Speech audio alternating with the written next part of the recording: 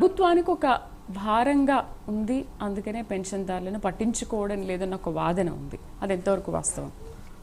ఒక్కటే అండి, ప్రభుత్వం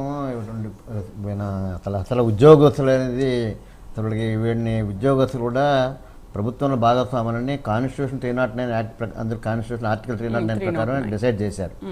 దాని ప్రకారం అందులో లెజిస్లేచర్స్ డెసిషన్ తీసుకుని ఉద్యోగస్తుల జీతాలు కానీ పెన్షన్ కానీ పిఆర్సీ కానీ ఇవ్వాలని క్లియర్గా ఉంది. తర్వాత సుప్రీంకోర్టు 1982లో కూడా సుప్రీంకోర్టు డిఎస్ నకారే గారి కేసులో కూడా చాలా క్లియర్గా చెప్పింది, ఉద్యోగస్తులకి వాళ్ళకి అదే పెన్షన్ పొందే హక్కు ఉంది, వాళ్ళకి ప్రభుత్వాల బాధ్యతను కూడా చెప్పడం జరిగింది. 1982లో జస్ట్ ధర్మాసనం ఇచ్చిందండి. అది కాకుండా 1979లో ఆంధ్రప్రదేశ్ ప్రభుత్వంలో కూడా ఒక పుస్తకాన్ని ఇచ్చారు, ఒక పిఆర్సీ రిపోర్ట్, ఒక రిపోర్ట్ అని కృష్ణస్వామి గారని ఆయన పిఆర్సీ కమిషనర్ అండి అప్పుడు 1979లో. ఇందులో వెరీ క్లియర్గా ఇచ్చారు, ఎంప్లాయీస్కి టీచర్లకి మీ అందరికీ పెన్షనర్స్ కూడా ఫిక్స్ అయిన పిఆర్సీ ఏ విధంగా ఇవ్వాలి అంటే పే ఎట్లా ఇవ్వాలి, ఫిట్మెంట్ ఏ బేస్ మీద ఇవ్వాలి, పే క్యాలిక్యులేషన్ ఎట్లా క్యాలిక్యులేట్ చేయాలి, ఒక మనిషికి ఇంత ఆహారం ఎంత అవసరం ఉంది, క్లాతింగ్ ఎంత అవుతుంది, ఇట్లా ఐటమ్స్ అన్నీ రాసి ఇవన్నీ రాసి ఈ విధంగా పెన్షన్ క్యాలిక్యులేట్ చేసి ఫిక్స్ చేయాలి. తర్వాత డిఏ ఎట్లా ఇవ్వాలి, అదర్ అలవెన్సెస్ ఎట్లా ఇవ్వాలి, అన్నీ కూడా గవర్నమెంట్ పబ్లిష్ బుక్ అండి, మేము చేయలేదండి. దీని ప్రకారం ప్రభుత్వము ఖచ్చితంగా ఎవ్రీ 5 yearsకి ఒకసారి పిఆర్సీ ఫాలో అవ్వట్లేదు. అంటే అవన్నీ కూడా అంతకుముందు ఏమైనా ఫాలో అయ్యారా? ఫాలో 2008 నుంచి అయితే బైఫర్కేట్ అయ్యేదాకా బాగానే అయిందండి. స్టేట్ బైఫర్కేట్ అయిన తర్వాత కొంతకాలం బాగుంది, 3-4 years బాగానే ఉంది. ఆ తర్వాత నుంచి ఇంకా నిరంకుశ పరిపాలన. అంటే ఇక్కడ చాలా కారణాలు ఉన్నాయి, అవి వివరాలు చెప్పడం పోతే నేను నా గురించి బట్టి నేను పంచాయతీరాజ్లో 40 సంవత్సరాలు పనిచేశాను. పంచాయతీరాజ్ రూరల్ డెవలప్మెంట్లో పంచాయతీ సర్వీసెస్ కూడా చైర్మన్, జనరల్ సెక్రటరీ కూడా చేశాను. ప్లస్ ఇప్పుడు అసోసియేషన్ ఫర్ ఏపీ పెన్షనర్స్ ఉన్నాను. ప్లస్ ఆర్ఎండే దాంట్లో స్పెషల్ మీటింగ్ ఉంది. ఇప్పుడు యాక్చువల్గా ఈ పెన్షనర్ల గురించి స్ట్రైవ్ చేయాల్సింది ఎవరంటే ఉద్యోగస్తులు. ఉద్యోగంలో ఉన్న వాళ్ళు మన ముందు తరానికి మనం మేలు చేయాలని కాంక్షతో వాళ్ళు ఫైట్ చేయాలి. వాళ్ళు చేయడం అనేది తగ్గించేశారు. ఎందుకు తగ్గించారంటే ఈ నాయకులు ఈయన ఏదో జేఏసీలు 4 జేఏసీలను పెట్టుకుని ఈ నాయకులు వెళ్ళి వాళ్ళ రాజకీయ నాయకులు ప్రాపకం కోసం పాకులాడుతున్నారు.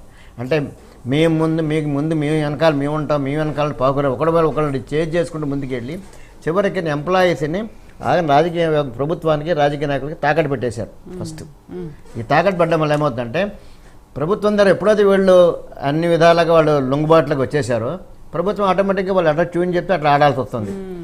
ఒక స్టేజ్లో అండి ఒక ఎంప్లాయీలు, ఒక అసోసియేషన్ లీడరు ప్రభుత్వం అని చెప్పింది వేదము, 1వ తారీఖు జీతం ఇవ్వాలి, చట్టం తేవాలని మాట్లాడాడు. అసలు 1వ తారీఖు జీతం ఇవ్వమని 1991 రోషయ్య గారే చెప్పారండి. దాని చట్టం అంటే కొత్త సమస్యలు క్రియేట్ చేయడం.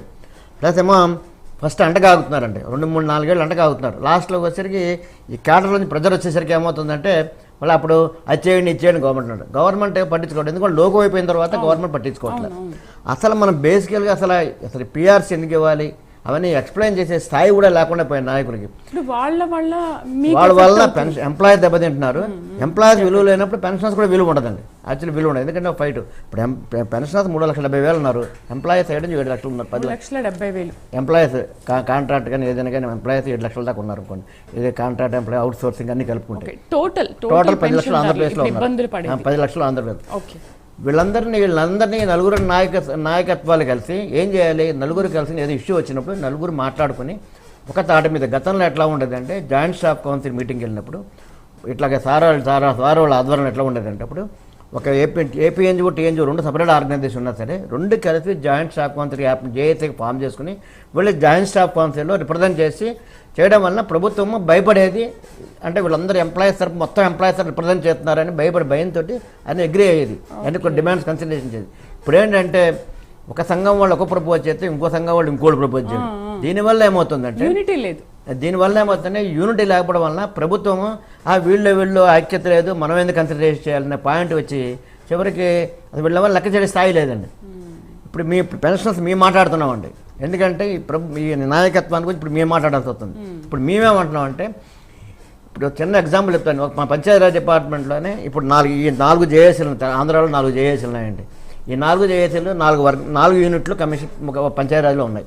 ఈ పంచాయతీరాజ్లో 4 యూనిట్లు ఉంటే ఈ సంఘాలు ఒక్కొక్క సంఘం వాళ్ళు ఒక్కొక్క రకమైన ఒక రిప్రజెంటేషన్, ఒకే ఇష్యూ మీద ఒక రిప్రజెంటేషన్.